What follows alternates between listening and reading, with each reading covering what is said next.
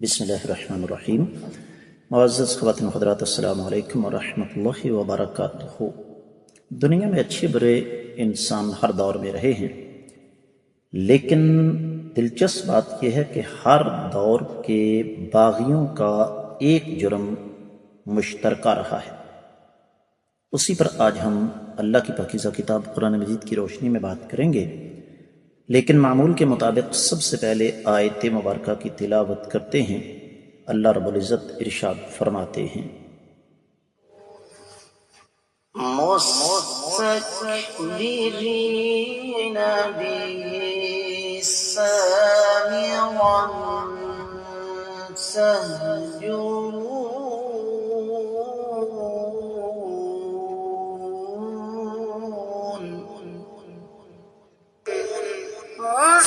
مستكبرين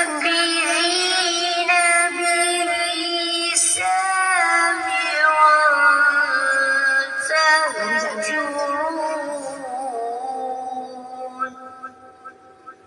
معزز خواتین و حضرات، اللہ ملک العلم رب الجلال والاکرام کی پاکیزہ کتاب قرآن مجید کا یہ پارہ ہے 18واں، سورہ مبارکہ کا نام المؤمنون، آیت ہے 67۔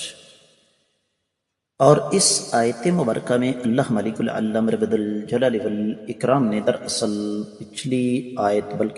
آیات مبارکات میں موجود ایک معاملے کی طرف اشارہ فرمایا ہے۔ آپ نے پچھلی آیات مبارکات میں جو کچھ بیان ہوا وہ سنا کہ جب کفار کو سخت قسم کی سزا ملے گی تو وہ چیخ و پکار کریں گے، اور فرشتے کہیں گے آج چیخ و پکار مت کرو، آج تم ہمارے مقابلے میں کسی قسم کی کوئی مدد نہیں کیے جاؤ گے، اس لیے کہ اللہ ملک العلم رب الجلال والاکرام کی آیات مبارکات تمہارے اوپر تلاوت کی جاتی تھیں، لیکن تم اپنی ایڑیوں کے بل الٹے باغ اٹھتے تھے۔ اور ایک تو جرم یہ ہوا، دوسرا جرم مستکبرین، تم تکبر کا مظاہرہ کرتے تھے، بہی اس کے مقابلے میں، سامرن افسانہ گوئی کرتے تھے، تہجرون رب کائنات کے احکامات کو چھوڑ دیتے تھے۔ با محاورہ ترجمہ سماعت فرمائیے گا، تم تکبر کا مظاہرہ کرتے تھے، افسانہ گوئی کرتے تھے اور اسے چھوڑ دیتے تھے۔ امام ابن کثیر رحمۃ اللہ علیہ نے اس مختصر سی آیت مبارکہ کی تفسیر بیان کرتے ہوئے قدرے ہمارے سامنے تفصیل رکھی ہے۔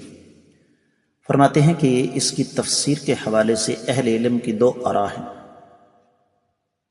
پہلی رائے تو یہ ہے کہ مستکبرین، تم لوگ، ان المستکبرین، کہ تم لوگ تکبر کا مظاہرہ کرتے تھے جب تم حق کو چھوڑ دیتے ہیں یا حق کو چھوڑ کر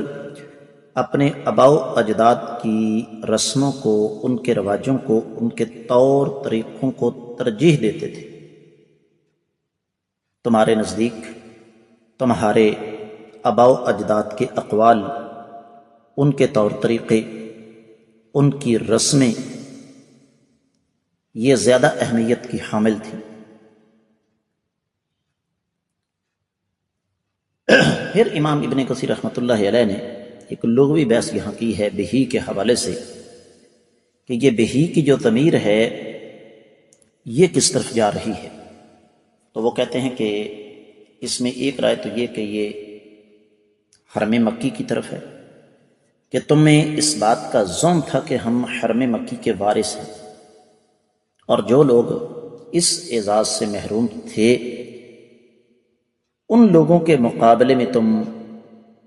تکبر کا اظہار کرتے تھے، تم اپنے آپ کو اعلیٰ اور عرفہ سمجھتے تھے۔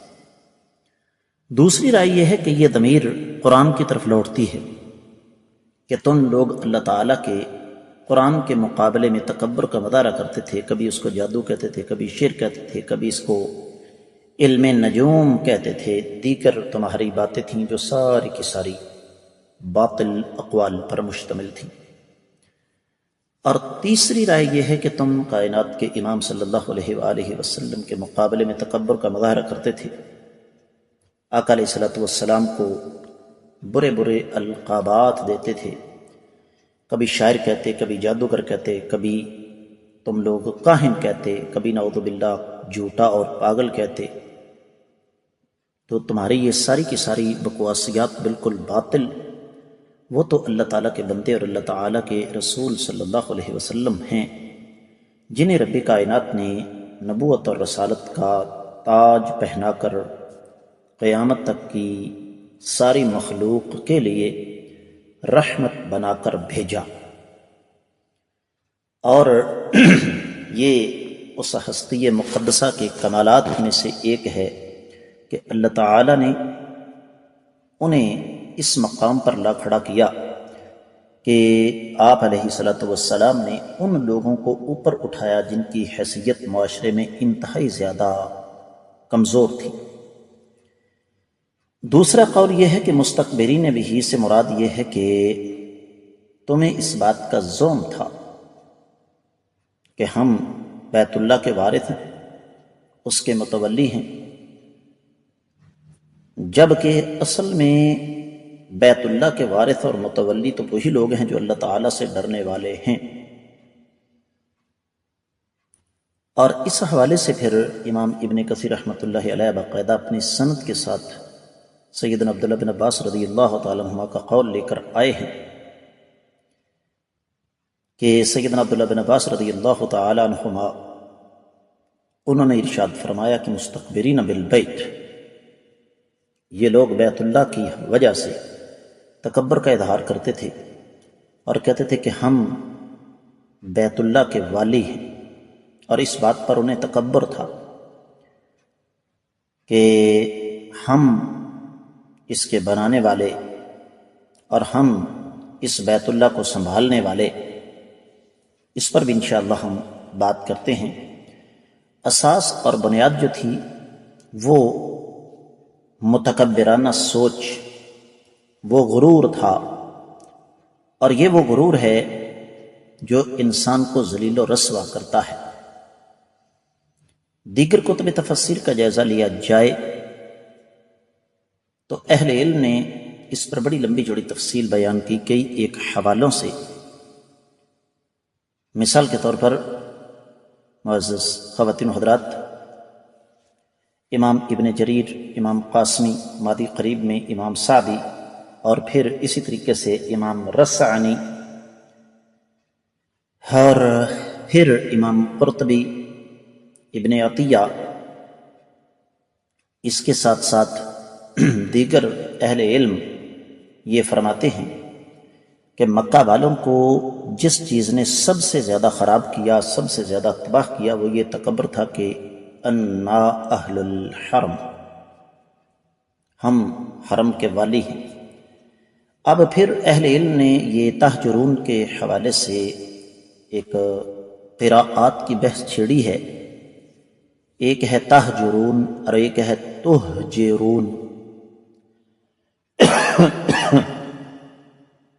تو یہ تہجرون جو قرات ہے، اس کی طرف امام ابن الجزری نے اشارہ کیا کہ یہ امام نافع کی قرات ہے. معانی القراءات، اور پھر یہ امام ازہری کی اور حجت القراءات ابن زنجلہ کی، وہاں پر اس بات کا جزم کیا گیا ہے کہ تہجرون اس کا معنی یہ ہے کہ جب کائنات کے امام صلی اللہ علیہ وسلم قرآن کی تلاوت کرتے تو یہ آگے سے بدترین گستاخی کرتے. اور ایک عام قرات جو ہمارے ہاں موجود ہے تہجرون، تو اس کا معنی منہ پھیرنا ہے کہ تم اس اللہ کے قرآن سے منہ پھیر لیتے تھے. تو دونوں قراءات میں کوئی آپس میں تضاد یا تناقض نہیں ہے کہ جب اللہ تعالیٰ کا قرآن آیا تو ان ظالموں نے اس قرآن کو سینے کے ساتھ لگانے کی بجائے الٹا اس کا مذاق اڑایا. امام ابن جریر، امام قرطبی اور اسی طریقے سے دیگر مفسرین کرام جن میں امام سمعانی اور مادی قریب میں ابن عاشور وغیرہ شامل ہیں، اور امام بقائی نے بھی نظم الدرر میں تفسیر البسیط میں اسی بات کی طرف اشارہ کیا گیا ہے، اور اس کا ثبوت ہمیں قرآن مجید کے اور مقامات سے بھی ملے گا، جس طرح کہ آگے سورۃ الفرقان 4 اور 5 آیت مبارکہ ہے، وقال الذين كفروا ان هذا الا افك افتراه واعانه عليه قوم آخرون فقد جاءوا ظلما وزورا وقالوا اساطير الاولين اكتتبها فهي تملى عليه بكرة واصيلا۔ سورہ فصلت کی 26ویں آیت مبارکہ ہے، وقال الذين كفروا لا تسمعوا لهذا القرآن والغوا فيه لعلكم تغلبون، یہ 26ویں آیت مبارکہ ہے۔ پھر سورۃ الانبیاء پیچھے 36ویں آیت مبارکہ گزری ہے، وَإِذَا رَآكَ الَّذِينَ كَفَرُوا إِن يَتَّخِذُونَ إِلَّا هُزُوًا أَهَذَا الَّذِي يَذْكُرُ آلِهَتَكُمْ وَهُمْ بِذِكْرِ الرَّحْمَنِ هُمْ كَافِرُونَ۔ تو تمام کی تمام آیات مبارکات کا جو خلاصہ ہے معزز خواتین و حضرات، وہ یہی کہ دو چیزیں، اور افسوس کی بات یہ ہے کہ ان دونوں میں سے ایک بیماری ہمارے اندر بھی موجود ہے۔ وہ بھارت کا ایک شاعر ہے راحت اندوری، چلا گیا دنیا سے، اللہ اس کے گناہ معاف کرے۔ اس نے ایک بات کہی کہ عبادتوں کا تحفظ بھی ان کے ذمے ہے جو مسجدوں میں سفاری پہن کے آتے ہیں۔ میں چونکہ بذات خود تقریباً پچھلے 40-45 سال سے اللہ تعالیٰ کے گھر بلکہ اللہ کے گھروں کے ساتھ منسلک ہوں، تو اس لیے اس بات کو اچھی طرح جانتا ہوں کہ ہمارے ہاں یہ بیماری بہت زیادہ ہے کہ مسجد میں 200-400 500-700 ہزار دے دیا، اور اس کے بعد یہ سمجھ لیا کہ اب مسجد میں آ کے چودراہٹ جگانا یہ میرا پیدائشی حق ہے، جبکہ حقیقت یہ ہے کہ معاملہ اس کے برعکس ہے کہ اگر مجھے یا آپ کو اللہ نے پیسہ دیا اور اس کے بعد یہ سوچ اور فکر عطا فرمائی کہ میں اللہ تعالیٰ کے گھر پر 4 پیسے خرچ کروں، تو یہ اللہ کا مجھ پر احسان ہے، اس میں میرا کوئی کمال نہیں۔ ہماری آنکھوں کے سامنے ہم سے کہیں زیادہ امیر لوگ اپنے پیسے فضولیات میں اڑا رہے ہیں۔ تو یہ کفار مکہ کا ایک طریقہ کار تھا کہ 2 کام وہ کرتے تھے، ایک تو تکبر، اور دوسرا کام بھی جو ہمارے اندر موجود ہے کہ وہ غرور اور تکبر کے ساتھ ساتھ شہوات شبہات کا شکار ہو چکے تھے۔ اور آپ نے دیکھا ہوگا کہ بہت ساری مساجد میں ایسا ماحول ہے، ہمیں تو دروس وغیرہ دینے کے لیے جانا پڑتا ہے نا، تو ہمیں ایسی صورتحال سے واسطہ پڑ جاتا ہے کہ جو مسجد کا چودھری ہوگا نا، وہ خاص طور پر آپ کے درس کے بعد آپ کے سامنے اپنی علمی گوہر افشانیاں کرنے کی کوشش کرے گا۔ خیر یہ تو کوئی اتنا بڑا مسئلہ نہیں، ہمارے لیے ایسی صورتحال کوئی نئی نہیں ہے، ہم اس قسم کی صورتحال کا سامنا کرتے رہتے ہیں، لیکن ہمیں افسوس ہوتا ہے کہ ہمیں پھر ان کو ان کی ہی زبان میں جواب دینا پڑتا ہے۔ تو یقینی طور پر یہ کوئی پسندیدہ صورتحال نہیں۔ تو اس آیت مبارکہ سے